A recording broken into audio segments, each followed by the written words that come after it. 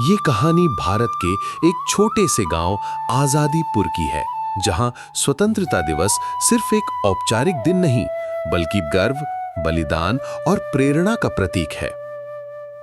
कहानी शुरू होती है। आजादीपुर गांव का हर बच्चा, बूढ़ा और जवान 15 अगस्त का बेसब्री से इंतजार करता था। हर साल की तरह इस बार भी स्कूल में झंडारोहण और सांस्कृतिक कार्यक्रम की तैयारी जोरों पर थी। गांव के पुराने स्कूल में एक बुजुर्ग शिक्षक थे, श्रीमान त्रिपाठी जी, जिनकी उम्र 80 के पार थी। सफेद धोती कुर्ता, कंधे पर गमछा और आंखों में चमक लिए त्रिपाठी जी ने स्वतंत्रता संग्राम का समय देखा था। इस साल बच्चों ने आग्रह किया कि वे त्रिपाठी जी से आजादी की असली कहानी सुनना चाहते हैं। आजादी की सच्ची कहानी। 15 अगस्त की सुबह झंडारोहण के बाद सभी बच्चे स्कूल के आंगन में एकत्रित हुए। त्रिपाठी जी धीरे धीरे मंच तक आए। उन्होंने बोलना शुरू किया। बच्चों, आज तुम सब आजाद हवा में सांस ले रहे हो, लेकिन क्या तुम जानते हो इस हवा की कीमत क्या थी? पूरे मैदान में सन्नाटा छा गया। मैं तब 10 साल का था जब मेरे बड़े भाई रामलाल भारत छोड़ो आंदोलन में शामिल हुए थे। वो लाठियां खाते, नारे लगाते जेल गए थे। हमारे गांव के कई नौजवान अंग्रेजों से लोहा लेने निकले थे। किसी की हड्डियां टूटी, किसी की जान चली गई, लेकिन किसी का हौसला नहीं टूटा। उन्होंने रुमाल से अपनी आंखें पोंछते हुए कहा, मुझे आज भी याद है 15 अगस्त 1947 की सुबह, जब हमारे गांव में तिरंगा पहली बार लहराया था।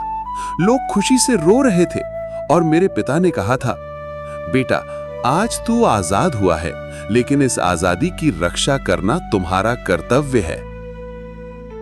नई पीढ़ी का संकल्प। त्रिपाठी जी की बातों ने बच्चों के दिलों को छू लिया। हर बच्चा गर्व से भर गया। कक्षा 8 के छात्र राजीव ने खड़े होकर कहा, त्रिपाठी सर, हम वादा करते हैं कि हम इस आजादी को व्यर्थ नहीं जाने देंगे। हम पढ़ेंगे, आगे बढ़ेंगे और देश के लिए कुछ करेंगे। बाकी बच्चों ने भी उसी जोश से नारा लगाया, वंदे मातरम। गांव में पहली बार किसी स्वतंत्रता दिवस पर केवल नाच गाने नहीं, बल्कि आत्मचिंतन और प्रेरणा का वातावरण था। अंतिम शब्द। त्रिपाठी जी ने मंच से उतरते हुए आसमान में फहराते तिरंगे को देखा और मुस्कुराए। उन्होंने मन में कहा, तिरंगे के नीचे खड़े ये बच्चे मेरे भारत का भविष्य हैं। अगर इनका जोश कायम रहा तो देश कभी पीछे नहीं हटेगा। सीख।